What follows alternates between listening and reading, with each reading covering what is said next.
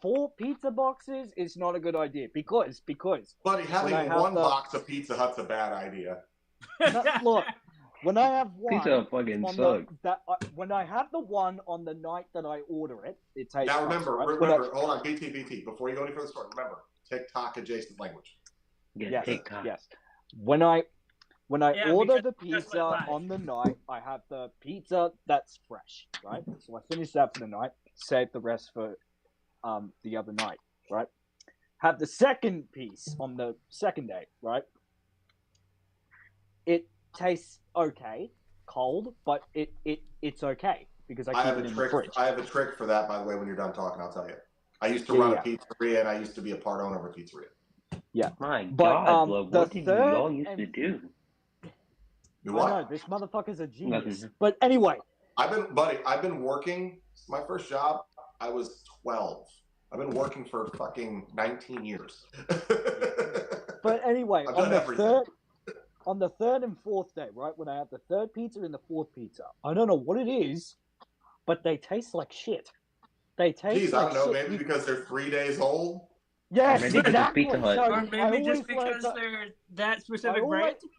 Yeah, I always learn to get 2 pizzas with 2 sides, and that's usually just with the big lemonade box. You ordered Pizza Hut, and after 3 days, you turned it into Little Caesars. And both of them are trash. I didn't know you were a magician. Hey, Little Caesars is all right. Like Jesus turned water into wine. You're over here turning shit pizza into worse pizza. Hey, Little Caesars isn't bad. It's not that bad. Pizza's not that bad. Come on. It's horrible it's horrible. Fucking horrible. I used to be the general manager of a Papa John's many years ago. The general manager, not store manager, general manager. I ran multiple locations. Right. Like Adam Pearce? We signed NDAs, and I'll tell you, those any pizza shop like those commercial, homie. First thing I learned, none of those stores properly rotate their product. Oldest to the front, freshest to the back. Damn. Buddy, when I took over that store, we had a health inspector the same day I took over the store. So none of this is my fault. We had to throw out half of our walk-in cooler because it was 2 to 3 days past its actual written dates. Because the people that were in the store were not actually changing the dates and updating the containers, throwing out, putting in fresh. And apparently across 6 of the stores in my district. So and I had my friend Jessica, who worked at the Pizza Hut at Merritt Island, one of our islands over here over the bridge. And she said the same thing happened when she started working there. Within 2 weeks, health inspector came and dumped out half the fridge. It's a normal occurrence in those places. Buddy, I worked at an Italian, authentic New York-style pizzeria with real first-generation New Yorkers and Sicilians, Italian. We made everything from scratch, including our dough. Okay? The dough that you're eating comes in from a fulfillment center somewhere an hour away that's brought in on a truck every 2 days. Same thing with us. Ours is 45 minutes away in Orlando for that Papa John's. And I tell you, buddy. All right, you guys ready? But real quick, little tip for day-old pizza. Put about a half an inch to a centimeter of water in a frying pan. Heat it up. Put the pizza in it. Cover it with a lid for 2 to 3 minutes. Completely rehydrates the entire pizza. You can also turn the oven up to 400 degrees. Put the pizza on the rack after smattering a little water or oil on the bottom of the crust. It'll completely reconstitute the crust and rehydrate the cheese. Never reheat in a microwave. All right. Apparently, this is a pizza podcast now. I used to be a pro chef. I'm just giving him tips to eat better food while he's just. Motherfucker's the Black Gordon Ramsay now. Motherfucker's the Black Gordon Ramsay. All right, let's go on mute, y'all. Now fuck off. Fuck off, you donut. What's going on, everyone? Welcome back to another episode of the Snug Wrestling Podcast. I am Edgar. I am the host, and like always, my crew is with me, Mr. Blood, Toxic Tommy, and BT Knight. Happy WrestleMania weekend, you guys. We made it. We are 5 days away from the biggest show in wrestling. WrestleMania in Las Vegas is this weekend. And we're going to talk about the Monday Night Raw, the final Monday Night Raw before WrestleMania. And it definitely felt like the last Monday Night Raw before the biggest show. So we're going to be going over that. What's up, fellas? How y'all doing today? Awesome, man. It's WrestleMania season, bro. This is like Christmas, but for the week. One of the best Monday Night Raws I've seen all year. Yes. People say Christmas is the best time of the year. No, it's fucking WrestleMania weekend.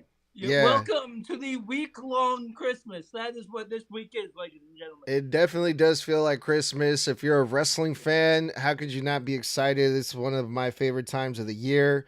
But let's get into Monday Night Raw. We were in Sacramento, California, my hometown, and I was not able to make it to the show, but I got to watch it at home. But I am going to be at WrestleMania this weekend, so I guess I can wait until this weekend. I don't have to be in person for tonight's show, even though I wish I was. And on this episode, we saw Roman, we saw Punk, we saw Heyman, we saw Rollins, we saw Jey Uso, we saw Logan Paul.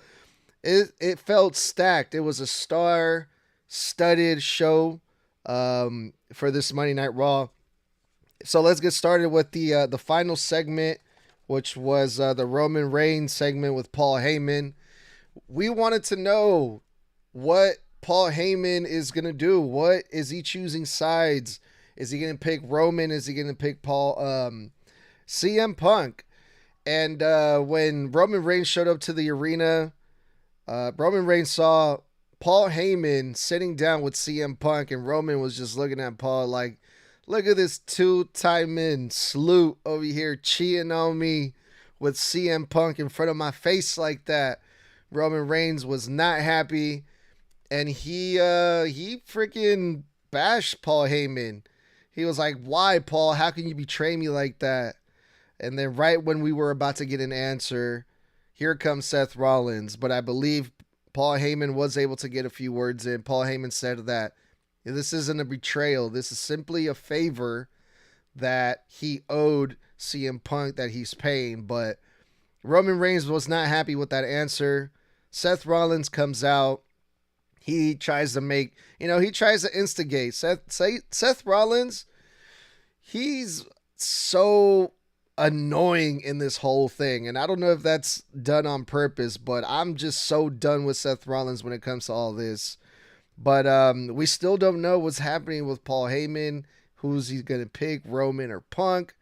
But after what we saw today, I think I might have an idea. But before I get into sharing my thoughts about this, Blood, I'm going to let you go first. Like always, you do the honors. Get us started with this this final segment of Monday Night Raw. What were your thoughts on this? Honestly, I was mostly satisfied, which is, in many recent years past, the go-home show of Raw has been very hit or miss. Like, we've had some go-home shows for Mania that have just been horrible.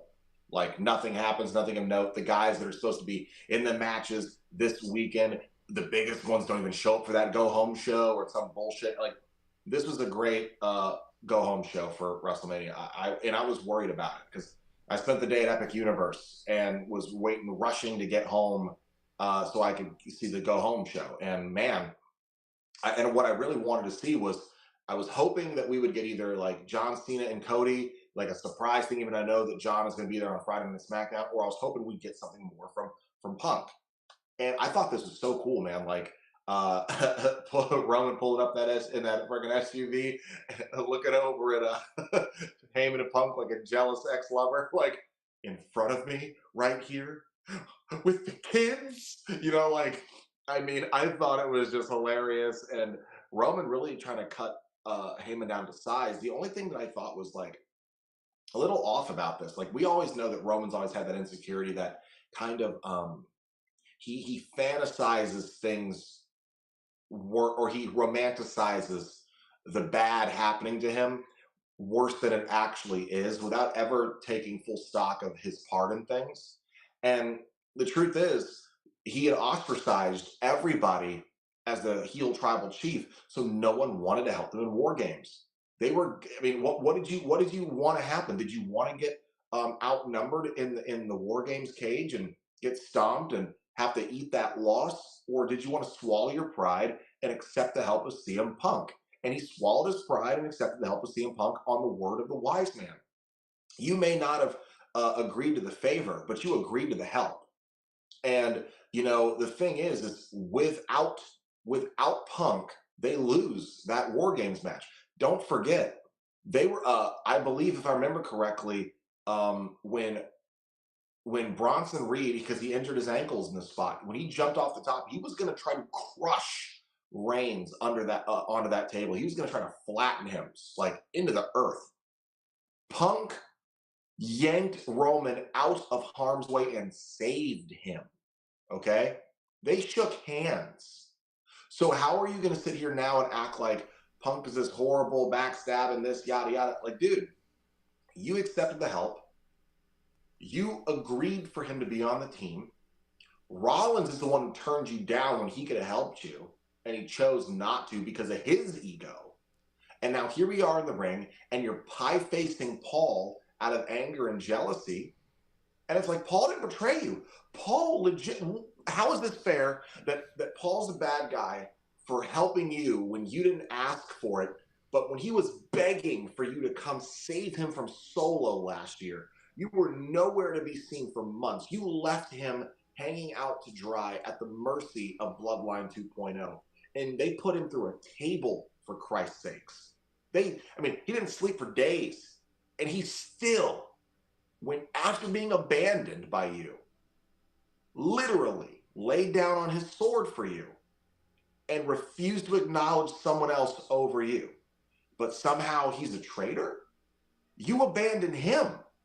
And if you really cared about Paul, you'd think that you would care about his feelings, right? You think you would care that you may be his tribal chief, but you know that Punk is his best friend. And if you cared about him truly, you would actually be like, you know what?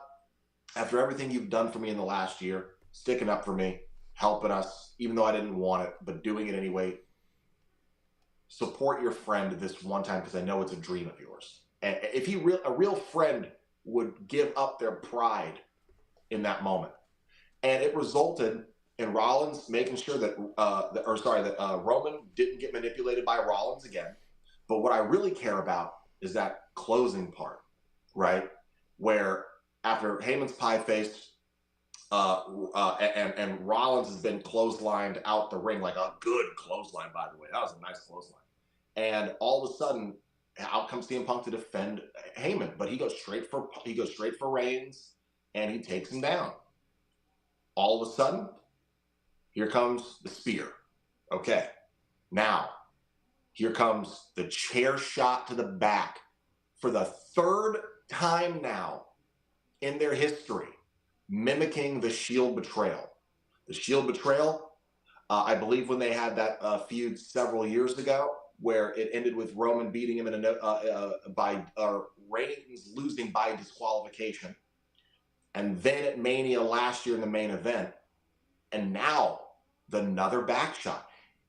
You're talking about people betraying you while you're listening to a guy talk about how, oh, well, he's betrayed you and you can't trust him. But the guy who's the baby face that you hate in Rollins is the one guy who keeps actually hitting you in the back from behind. I thought it was great because it really paints Rollins as a real hypocrite. Kind of a real villain, because no matter what he does, he always attacks Roman when he's not looking, but somehow Roman's the villain in their story. And the truth is, Rollins has always been the villain in their story. Even when they were both heels, Rollins has been the bad guy. So I thought this was a great way to go off air. Nice bow wrap. This is my favorite match for the weekend. I'm really looking forward to it. What was your major takeaway from this, Toxic? I enjoyed this. I am super excited for the Mania match already as it is. And every week that goes by with this, it's just making me more excited and more excited and more excited that I can't wait. I want WrestleMania to be here because it is my absolute favorite time of the year. Christmas? No. Halloween? No. Easter? No. Thanksgiving? No.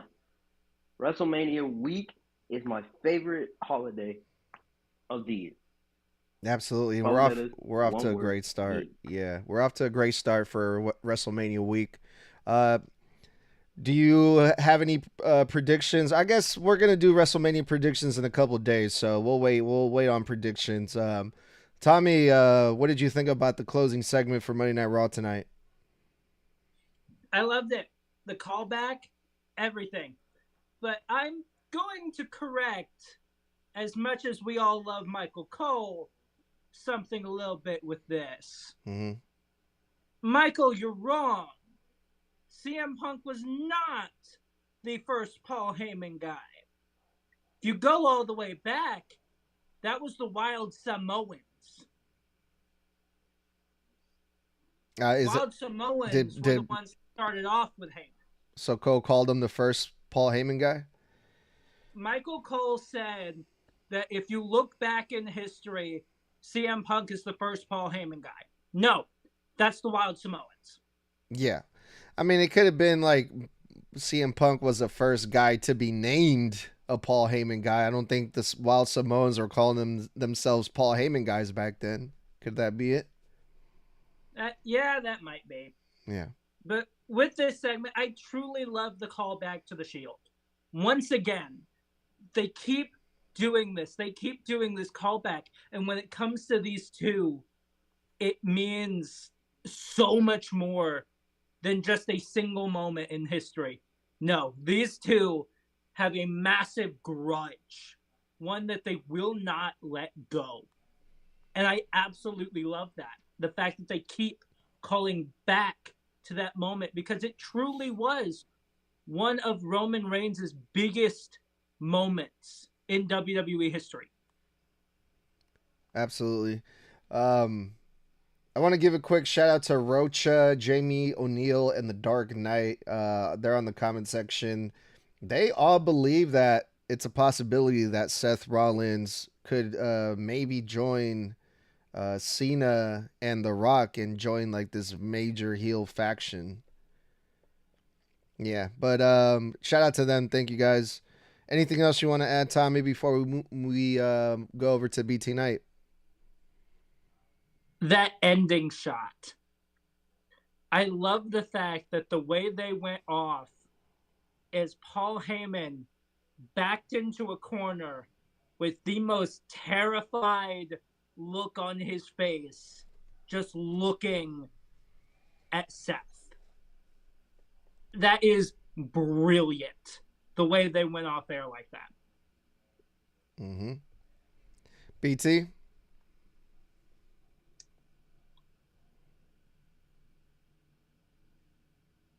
I think you're on mute, BT. We can't hear you. No. I'm not. I'm not. I'm just trying to find the words to describe this, and I don't have any, because this was cinema at its fucking finest.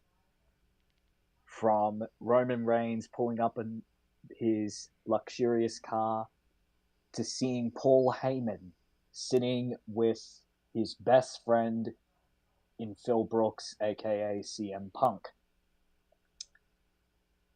It was absolutely incredible. I don't have any words to describe this segment, and yeah, Tommy put it perfectly. That last shot was chef's kiss. So yeah, for sure. Man, Seth Rollins, okay, he's my least favorite in all this. Maybe that's because I've become to be one of the biggest Punk fans ever. Also, you know, I like to poke fun at Roman Reigns, but Roman Reigns is also that guy, you know. It just feels like Seth Rollins always has bad timing. Whenever we're going to get down to the nitty gritty of things, whenever we're finally going to get some answers, Seth Rollins comes out and he puts everything like on pause. And like he just starts like instigating, and then we never hear what Paul Heyman actually has to say because Seth Rollins came out and interrupted again. But in Seth Rollins' promo, no matter how much I don't like Seth Rollins, he did say a lot of interesting things, which he mentioned the whole thing that the winner of this match is basically going to define the future of the WWE. And Seth Rollins believes that it can't be Roman because he's never there, which he has a point. And it can't be Punk because Punk, I forgot exactly basically he just leaves. He's not reliable. You can't depend on Punk to lead the company. It'll ruin the business, basically what Seth Rollins was saying, right? So Seth believes it has to be him because he will always do what's good for business. Wasn't that a callback to what Triple H used to say, right? Which I thought was really interesting. Then we fast forward, he does a Shield chair shot again. Is this going to lead to Seth Rollins maybe turning heel? That was my first. Not to mention the outfit that Rollins was wearing tonight. It was very close to the Shield look as well. Good point. Yes, that is true. That was my first, my first thought. My second thought after Roman Reigns hit CM Punk with that spear, it was because CM Punk was trying to look over or check on Paul Heyman, which to me leads me to believe that Paul Heyman could just be playing CM Punk in all of this. Paul Heyman is making CM Punk think he's going to choose his side and then turn around and just go back to Roman Reigns and just be like, ha, got you, motherfucker. I was never going to pick you over Roman Reigns. At least that's what it seemed like tonight a little bit. Paul Heyman a little bit distracting CM Punk, letting Roman Reigns set up for the spear. CM Punk gets hit with the spear, but then you have the stare down with Seth Rollins after. So now I don't fucking know, man. Last week after SmackDown, I thought for sure Seth Rollins is going to be the next Paul Heyman guy, but after tonight, I don't fucking know. Closing thoughts on this, fellas. Anything else you want to add, Blood, about any of this? I'll go second. BT's had his hand up. Go ahead, BT. I just wanted to quickly say, I just thought of this as we were talking about Seth Rollins. Seth acknowledging the crowd for their hypocrisy, like in his vision, like saying, oh, you really want this company to fail so badly under CM Punk's hands? Well, guess what? I don't.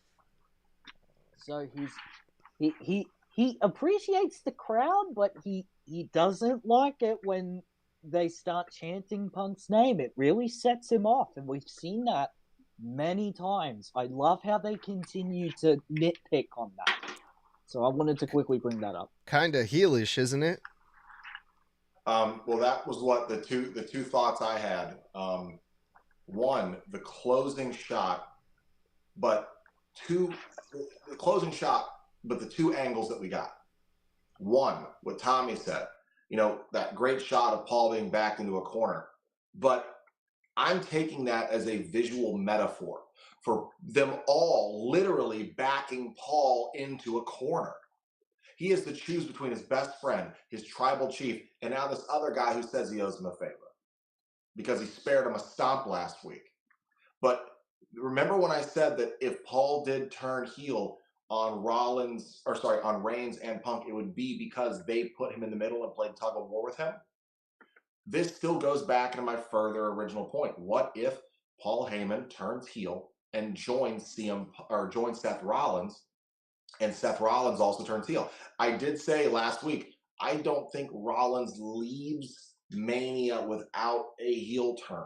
But here's why I say that to my second point. The second shot, how the camera ended lingering on Rollins. The way his hair was disheveled and he looked psychotic and he was so grit and determined. He's still holding that chair. That chair shot heard around the world, right? Remember that, all these callbacks. He destroyed the closest relationship he had ever had in the business to do what was best for business, an authority callback. But did the way he looked and the way he was holding that chair, did that look like a baby face to you? No, he's being very heelish. Yeah, exactly.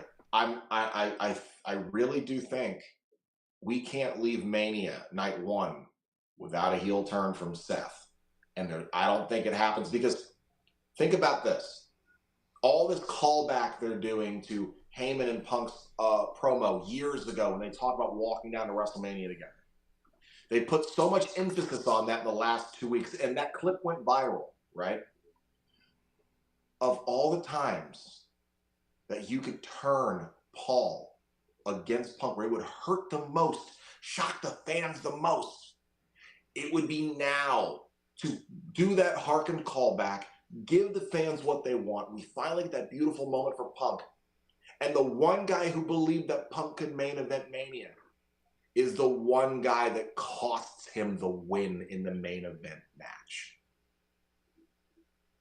That would be cinema. Sometimes I just wish Seth Rollins wasn't even involved in any of this. But you know what? I'm with you. I'm 100% agree. You and I are both the biggest Punk fans in the fuck. I'm unapologetically Punk. That man, like I told you, man could smack his mama live on TV and I'd be like, well, what did she say to him? You know, like legit, like I'd victim blame. But at the same time, when I look at Seth, he fits in this story, but he also doesn't. Because he makes sense for the emotional turmoil that both men are facing, right? Punk and Reigns both have a serious history with Rollins. They're both in the WWE main roster because of CM Punk. Heyman is both one and the other's guy. And now the only guy in there that has no history with Heyman now is creating history with Heyman. It makes sense from so many angles, but I genuinely think that this has to be the last time that something between these men happens on this scale, in my opinion. And it was because tonight Michael Cole said something before I passed on Tommy, something that I thought was very, very, very heartbreaking. He literally says on commentary as Roman's come down the ring, and now that the Shield is broken up and all the members have gone their separate way, now that the Bloodline is broken up and all the Bloodline members have gone their separate ways, the Bloodline is no more. And I thought, whoa. You're telling me the Bloodline story is fully ended with like that? Like, just what, the last Bloodline thing, period, was just between Solo and Roman? That's how you're telling me the Bloodline story ended? Why are you telling me that right here, right now? I'm still waiting on the Rock and Roman shoe to drop, you know? Yeah, they can still pull that off. So they can always bring that back. That was a little heartbreaking for me. I was like, don't tell me you just basically just in a passing note on commentary just told me the Bloodline story's over. What? We cannot go out like that. I don't think it's ever going to be over. No, me either. But Tommy? For the first time, or for one of the first times, I can truly say that everything, like every little bit of what Seth said tonight was full on fact. He dug into the fact that technically Heyman doesn't owe Punk anything. It is his choice if he fully decides to go through with it. And with him agreeing like he did last week, it's kind of telling me that that's exactly what he's going to do, is he's going to fully go through with it and then eventually at some point in the match screw him over. But everything, every little bit that Seth said tonight, like, tell me when he's lying, because he's not. That entire promo was nothing but truth and fact the entire time. No, I mean, except for the fact that he says it has to be him to lead the, to be the future of the WWE. Yeah, that's the part I disagree with in promo. Why does it have to be you, Seth?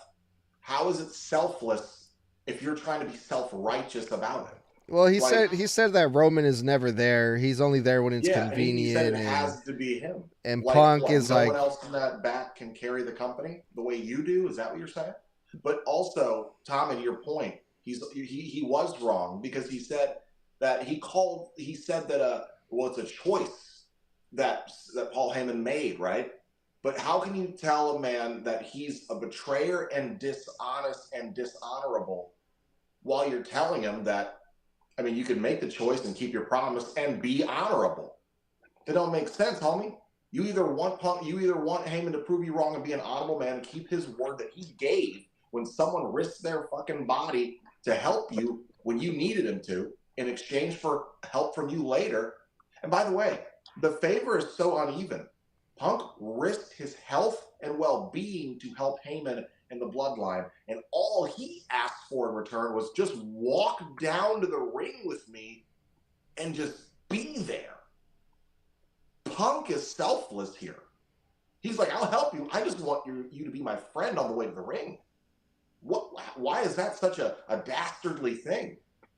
Because I think there's going to be something more happening during the match itself. But then it comes back down to ego. So you can't call Punk and Heyman dishonorable when everything that you're spouting against them is just your own bullheaded, egotistical rhetoric. It's your fears and insecurities speaking, not facts. Look, all that is true, but also like CM Punk ain't no dummy. He knows what he's doing. Maybe he just wants to fucking, get in the middle of Paul and Roman just for his own fucking selfless fun or whatever. But I want to give a quick shout out to AR15 who's in the comments. He says because he was chosen by the authorities and he want that back. I'm assuming he's talking about where'd everyone go? What the hell happened? Hold on, y'all.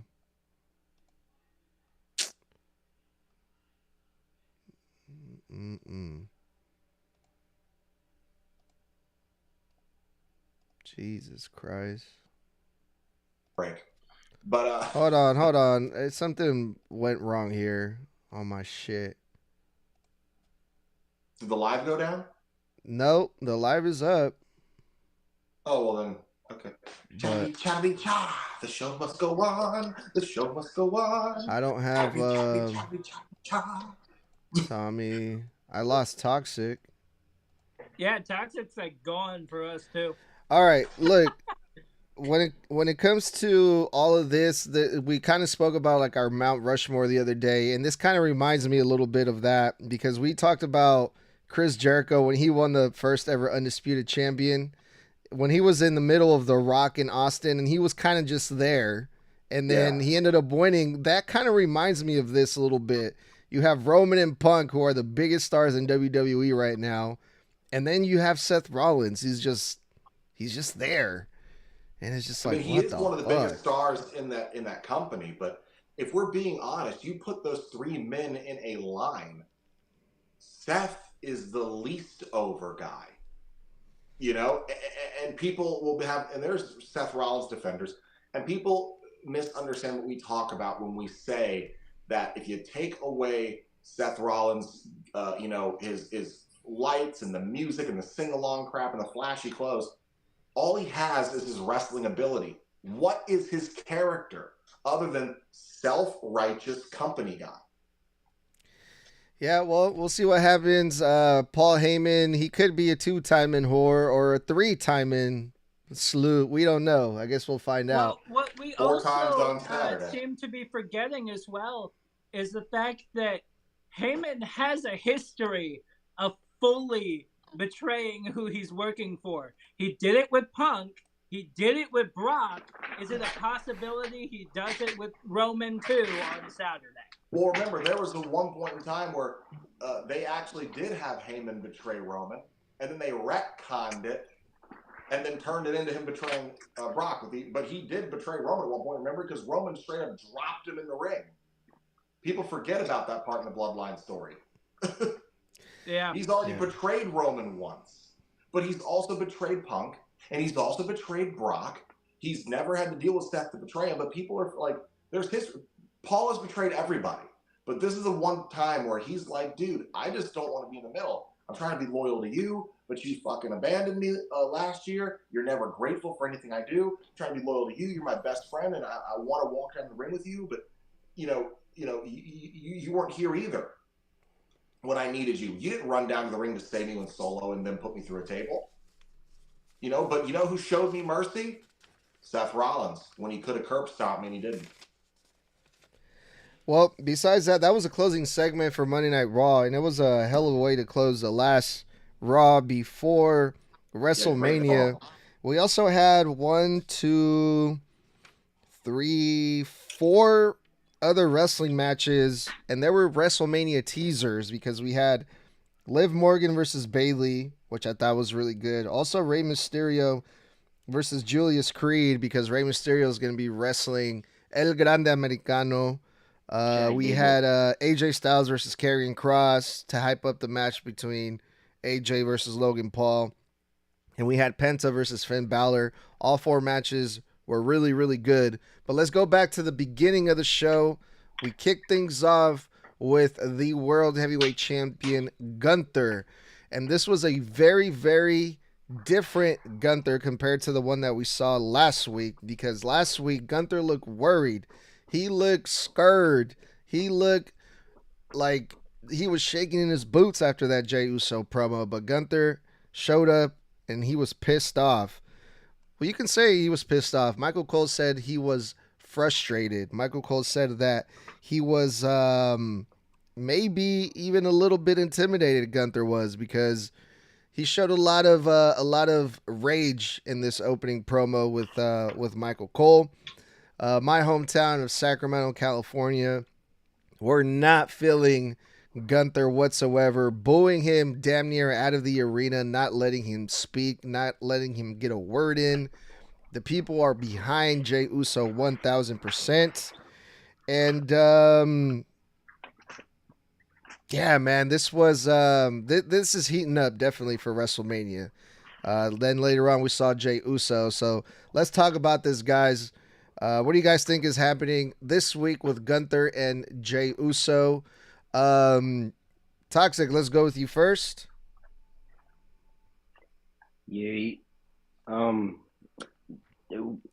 At the start of this feud, it was absolute crap. No story, and I'm telling the truth here. It was bad. It was Gunther coming out to attack Jey every single week, and then ever since Jimmy got hurt, it's been fired up. This story has gotten better. I'm enjoying this, and I wanted to see the match even before Jimmy got hurt. I fully believe that everyone that hates on Jey Uso will be eating their words, including you, Snug. You will be eating your words at WrestleMania, and Jey Uso is winning the World Heavyweight Championship.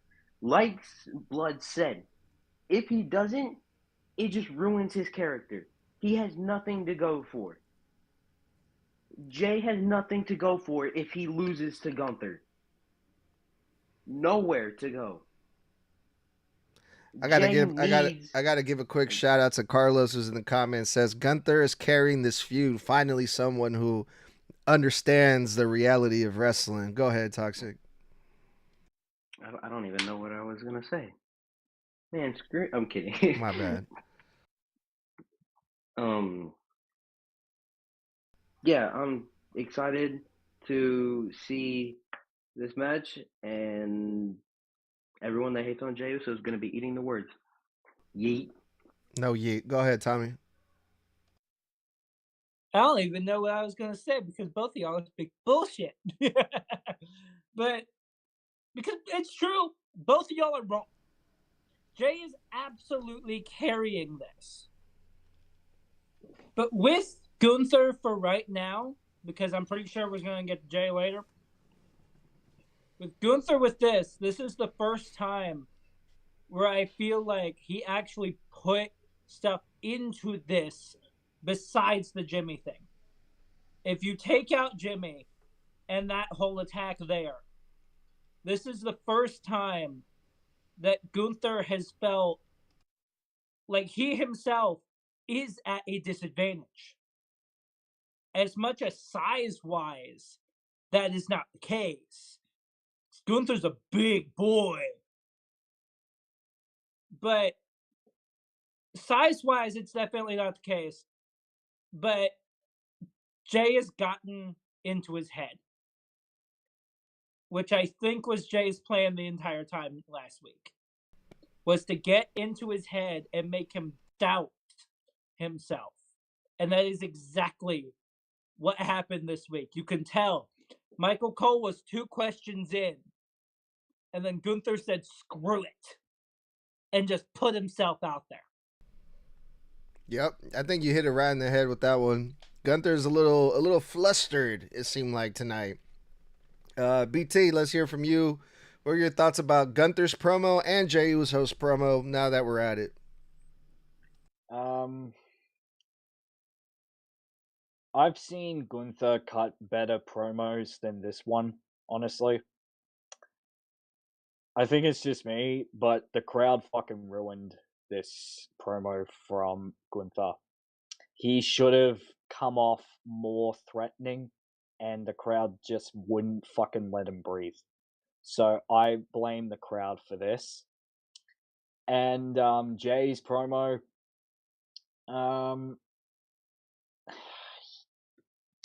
he did well last week, but this one, it's just him regurgitating the same stuff we heard last week and playing with the crowd, which I thought we were going to drop until WrestleMania came in, but apparently not.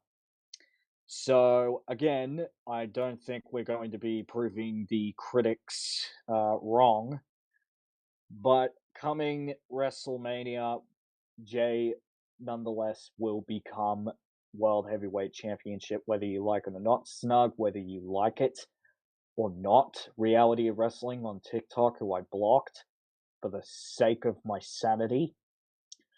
And every single other fucking Jey Uso hater out there, we got 2 words for you. Suck it. No yeet. No, I'm just kidding. No,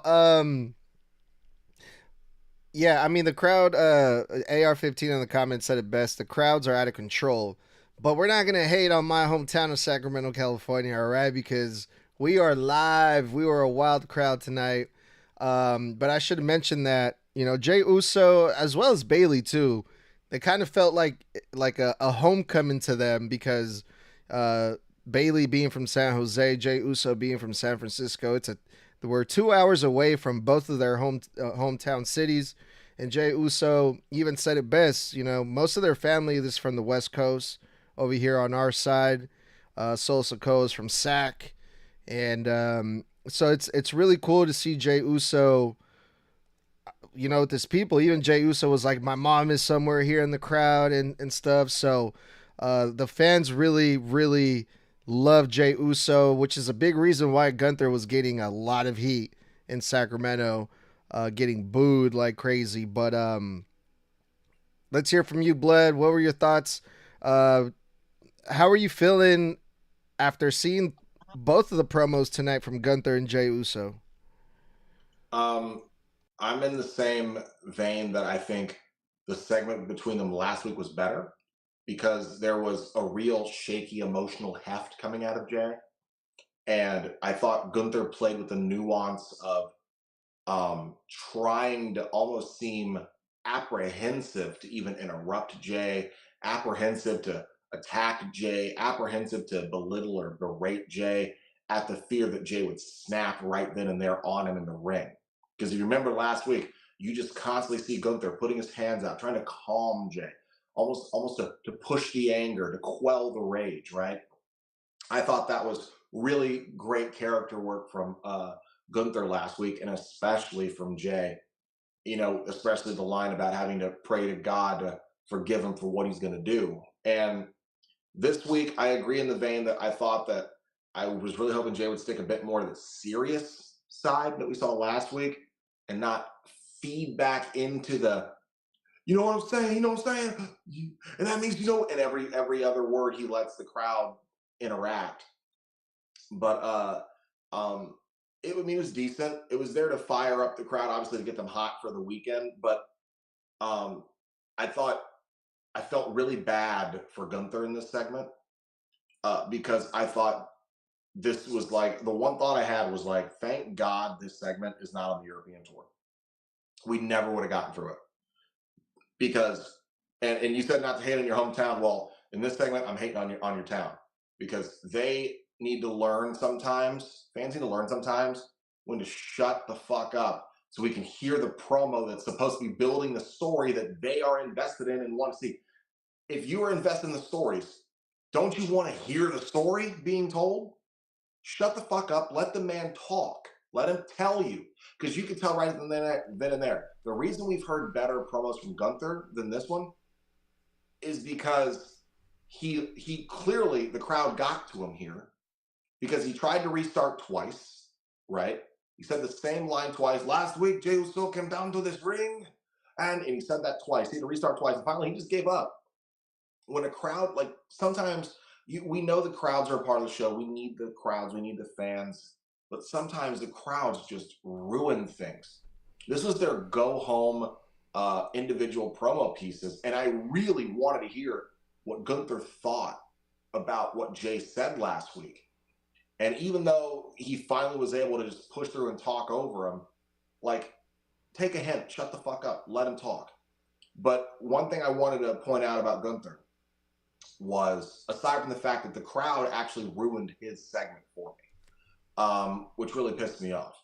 But I noticed that and I've seen the way that men have talked like this in real life many, many times in my life, where they speak through anger and rage, and they feel like they have to make such a pointed or concerted effort to prove to you that they're going to do the thing and dominate the thing and win the thing, and there's no chance in hell. And all I could hear in Gunther's voice and see in his eyes was, oh shit. You don't believe a word you're saying either, do you?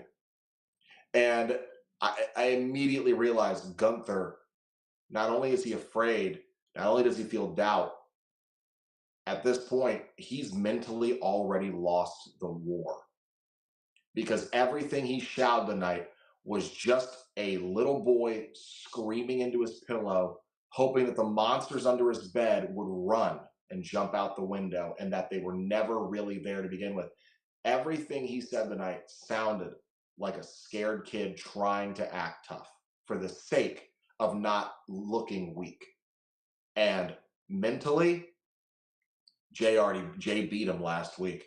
People don't understand this. Jay won the World Heavyweight Championship last week on Monday, not this upcoming Saturday.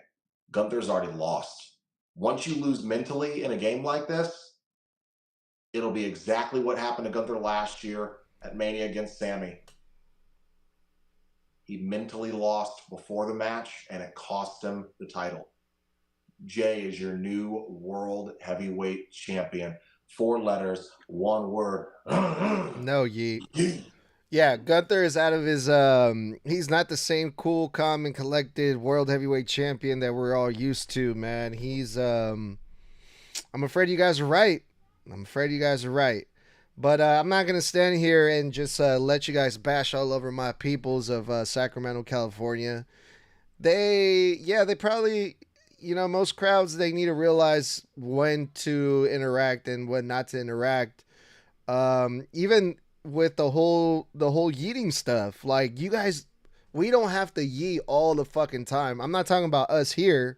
I'm talking about, like, in the arena.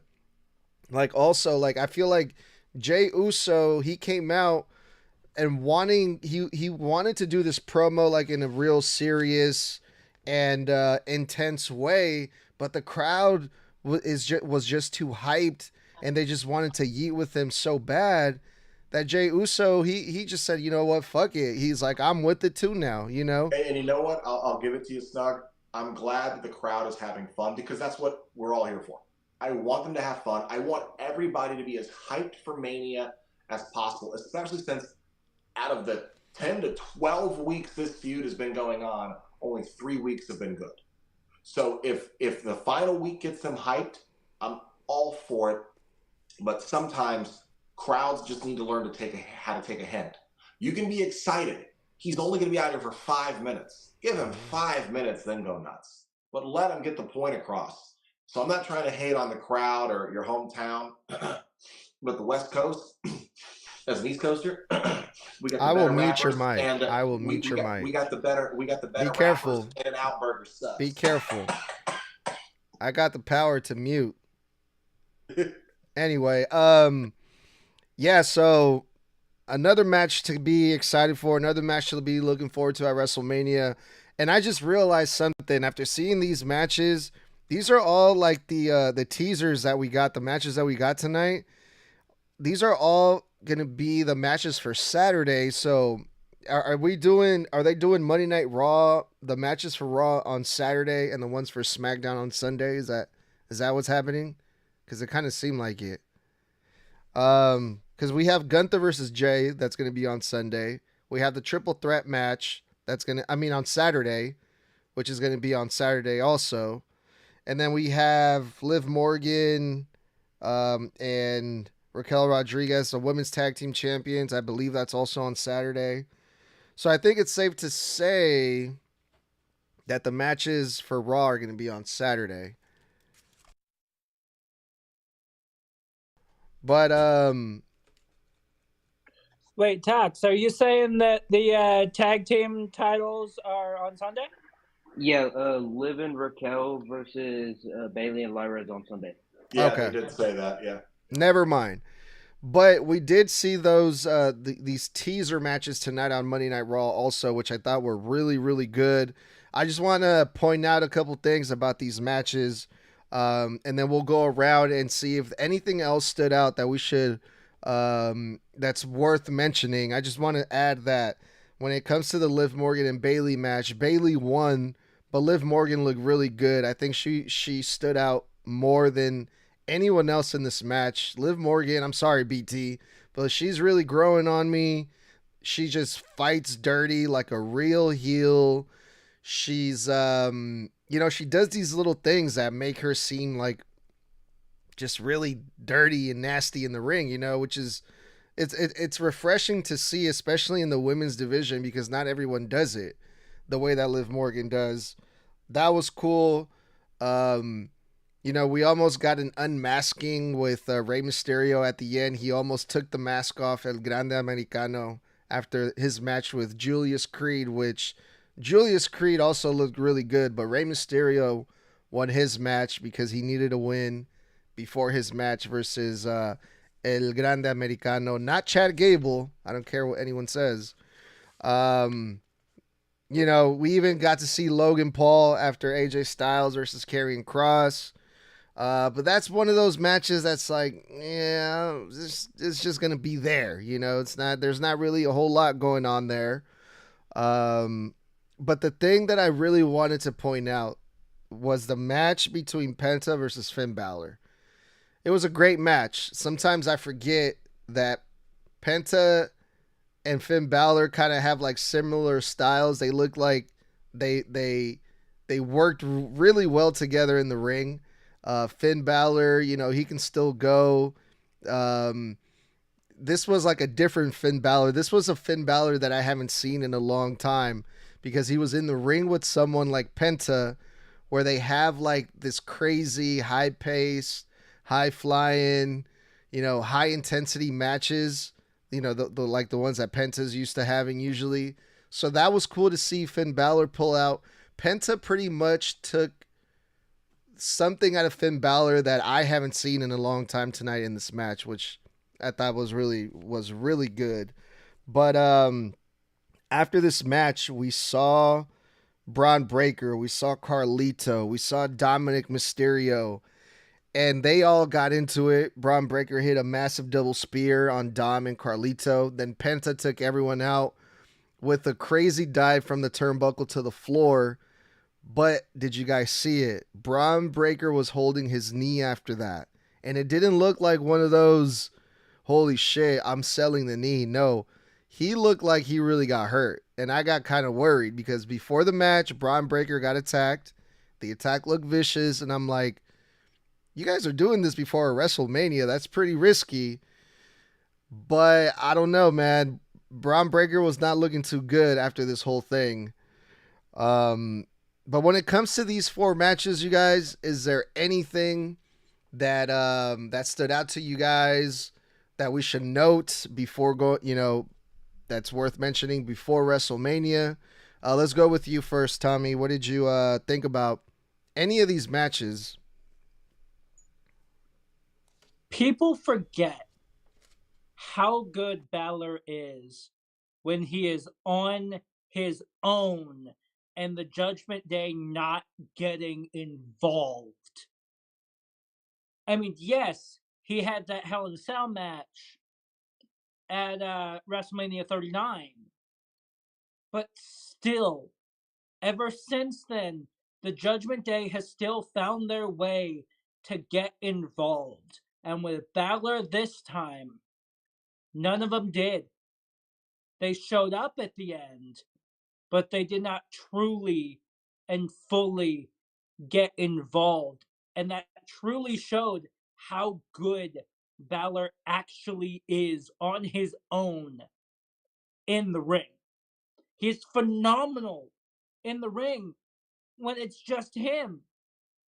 Toxic, stop it. But he's fantastic when he's in the ring on his own. But people forget that because the rest of the Judgment Day keep finding their fucking way in. BT? I will give respect to Liv because she has had an amazing 2024. I cannot deny that. But it was the story and the angle that really got to me, and is the reason why I just cannot stand her. And not only that, it's her character. It's her character. And I know people are going to say to me, that's how heels work. But then how can we tolerate Roman Reigns more than Liv? How can we tolerate Alexa Bliss more than Liv?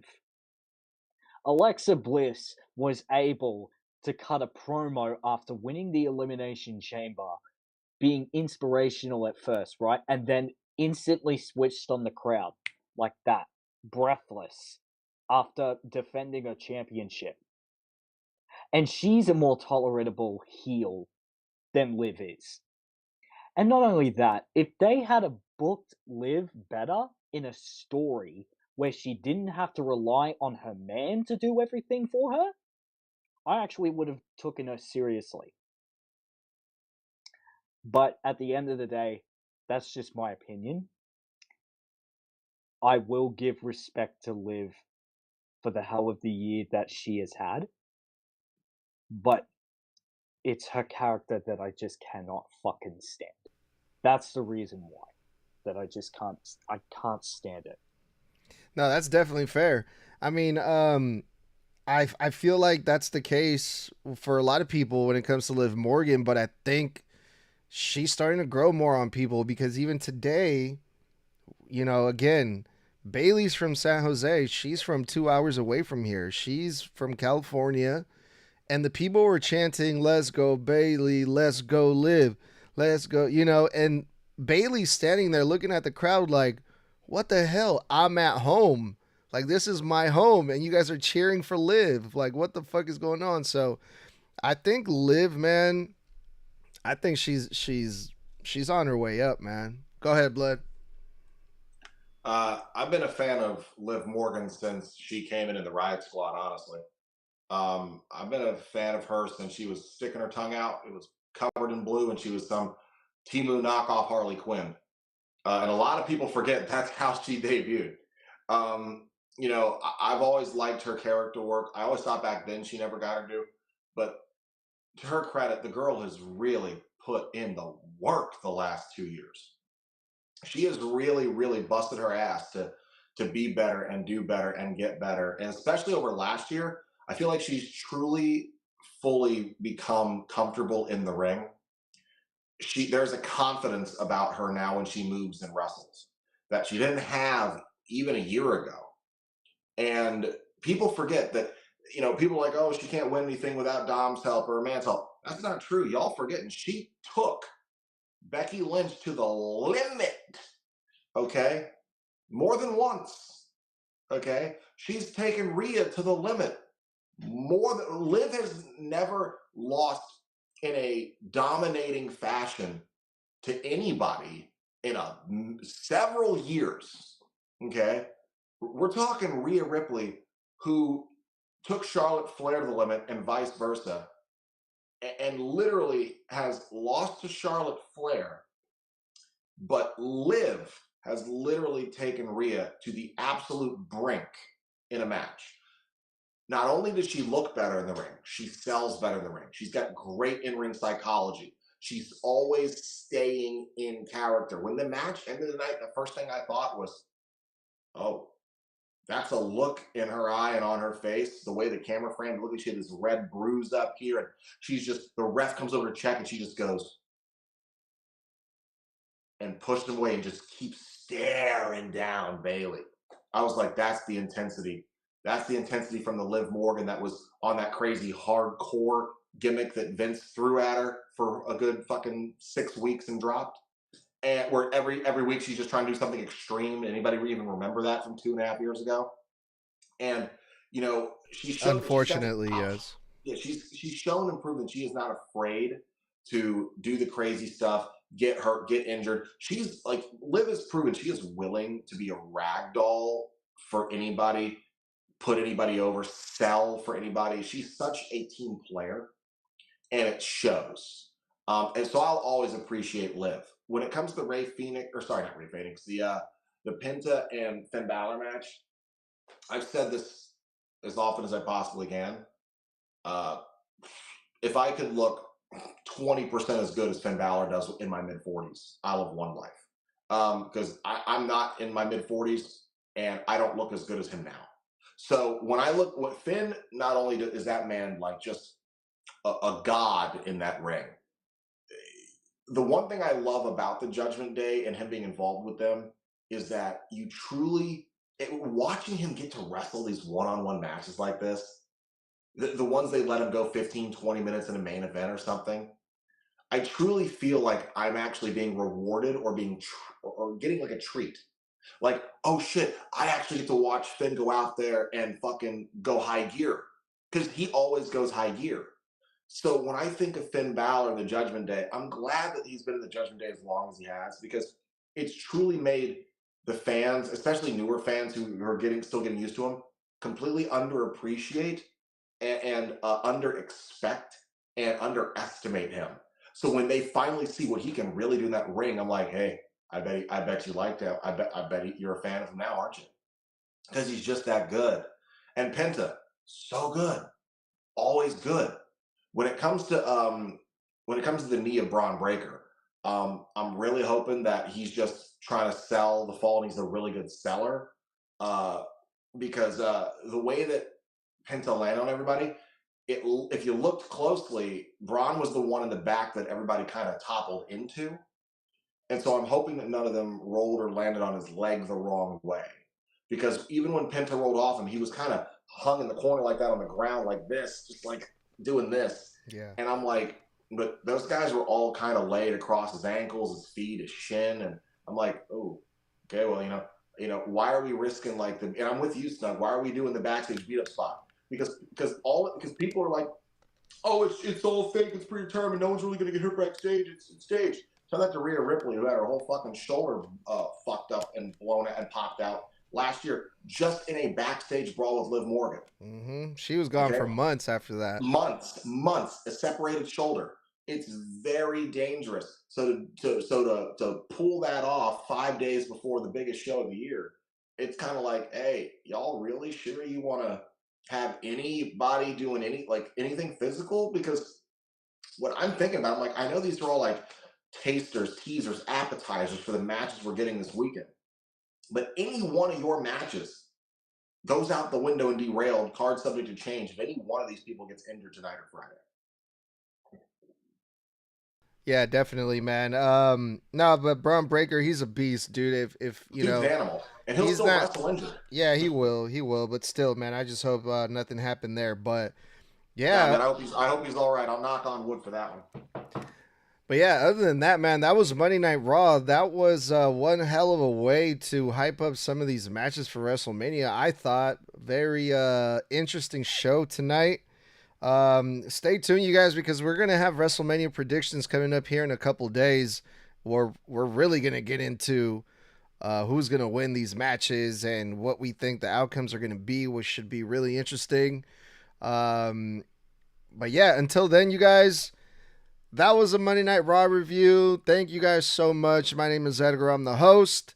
And we'll see you guys in a couple days. 4 left.